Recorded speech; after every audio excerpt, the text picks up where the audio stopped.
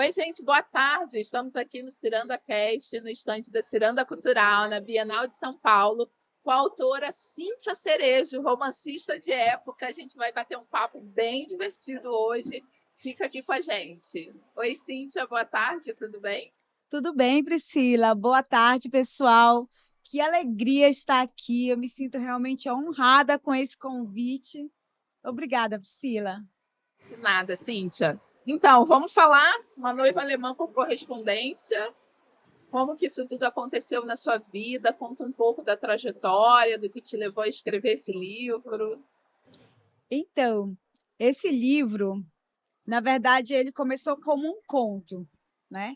Eu estava querendo participar de uma antologia de uma editora de pequeno porte e eu usei esse conto para ser selecionada. E ele passou, na verdade, só que no final das contas eu desisti.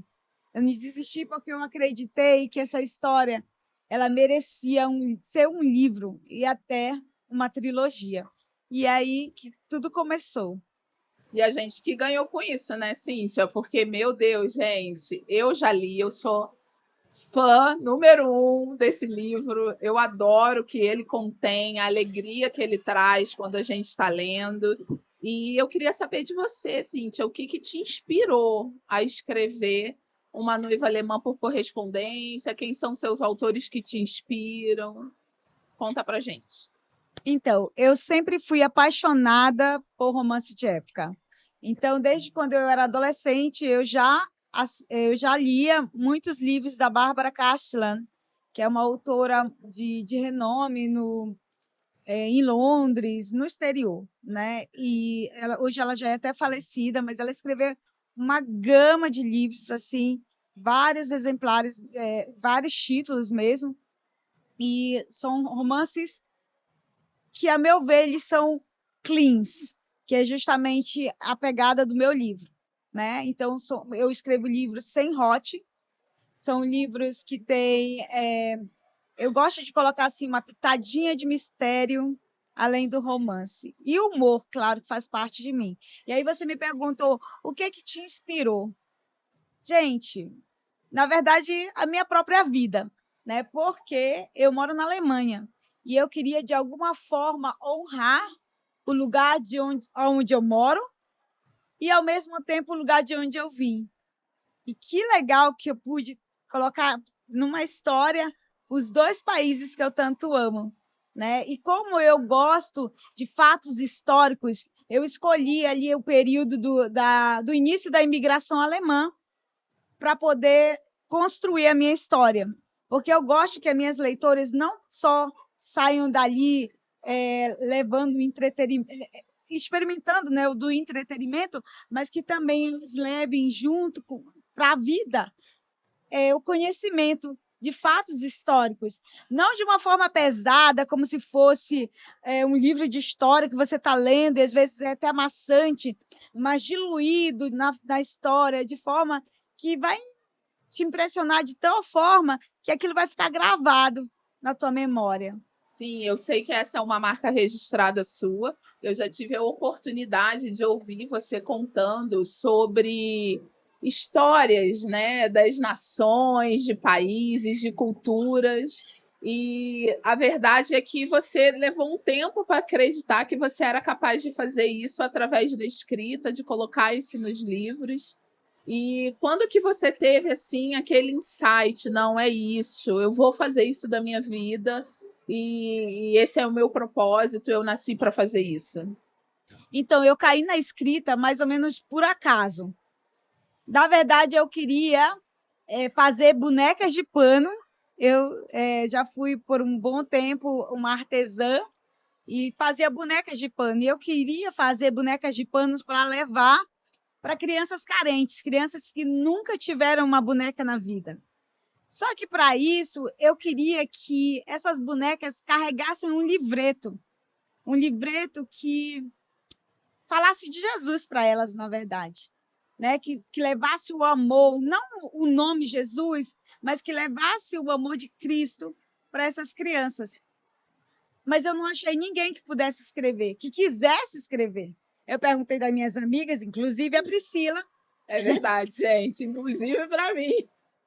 e ninguém quis escrever esse livreto infantil. Então eu pensei, parece que é eu mesma que vou ter que escrever isso. E eu comecei a estudar sobre escrita e tentei rascunhar o tal livreto, mas eu acho que não deu muito certo. E acaba que, enquanto eu estudava de escrita, né, na internet, por conta própria, eu comecei a perceber que aquilo me empolgava. E eu não cansava de repetir os vídeos sobre escrita, e eu estudava. E certa vez uma pessoa falou: Uau, você tem que escrever geralmente aquilo que você gosta de ler. E o que eu gosto de ler é romance de época. Então, eu arrisquei pela primeira vez escrever um livro. Eu entrei, na verdade, num curso, né? Um curso de escreva seu livro em 30 dias. E aí, eu escrevi realmente o livro em 30 dias. Só que eu não sabia que depois eu iria ter que vender, que eu iria ter que me expor, porque se eu soubesse, talvez eu nunca tivesse aceitado esse desafio. Só que durante esse processo, eu me apaixonei tanto pela escrita que eu não consegui voltar atrás. Já era tarde demais, eu já estava apaixonada e hoje eu não consigo me ver se não for escrevendo. Eu faria isso por dinheiro, sem por nenhum, se não tivesse recebendo nada, eu faria da mesma forma. E eu sei que isso é verdade, porque a gente vê amor naquilo que você faz, a gente vê dedicação total. Eu conheço a sua história de perto, eu sei que você lava banheiro para construir, realizar aquilo que você entende que é o propósito da tua vida, né? Como foi ano passado na Bienal do Rio, para vir como autor independente e fazer acontecer. E hoje você está colhendo os frutos disso aqui na Ciranda, juntamente com a Príncipes. E eu sou sua fã número um. Senão vai chorar. Eu acho que eu sou a fã número um. E eu queria que você contasse um pouquinho como foi a questão da troca da categoria, né? Você começou escrevendo ali ficção com inspiração bíblica. Eu sei que na trajetória você acabou mudando realmente para romance de época, continuou ali pautada nos princípios, né, cristãos para escrever. Mas eu queria que você contasse também, porque são muitas transições em pouco tempo, né? Você começou a escrever com quantos anos mesmo? Eu comecei a escrever com 44 anos. Ou seja, ainda dá tempo para você. Porque muitas vezes a gente acha que já está velho demais, né? Mas sempre é possível recomeçar. Então, Priscila, voltando primeiro naquela questão do banheiro, vamos explicar para as pessoas. Acontece que eu moro na Alemanha e eu tenho o que a gente chama de mini job, que seria um trabalho por horas, né? Então, eu trabalho mesmo fazendo a limpeza de uns 2 escritórios e é esse dinheiro que até então me ajudou a publicar os livros, a estudar, a pagar as passagens, porque às vezes quando a gente vê alguém que já conquistou alguma coisa, às vezes nós pensamos, foi fácil. Não foi, porque você não sabe o preço que a pessoa pagou para estar nesse lugar onde ela está. E é isso, eu me perdi um pouco na pergunta, desculpa. Não, e aí conta pra gente sobre a transição. Você começou lá escrevendo. Sim, lembrei. Então, o que acontece? Eu escrevia, né? Meus 2 primeiros livros são ficção bíblica. O que é uma ficção bíblica? São histórias, né? Que são que são escritas do período, falam a respeito do período bíblico, né? E na verdade eu não desisti da ficção bíblica. Elas ainda estão no meu coração, inclusive eu tenho um livro já mais ou menos organizado para eu escrever. Acontece Você que já tem 2 publicados de 2 forma publicados, independente. isso, em forma independente. Nessa categoria ficção bíblica. Isso, mas esse aqui é o primeiro romance de época e eu senti de Deus que era o tempo, porque os romances de ficção bíblica para mim é quase como se eu fizesse algo para Deus, né? Algo por amor a Deus. E o romance de época é algo, para mim, é algo meu, é que eu sempre amei. E eu senti de Deus esse sinal verde para que eu pudesse avançar para escrever também o romance.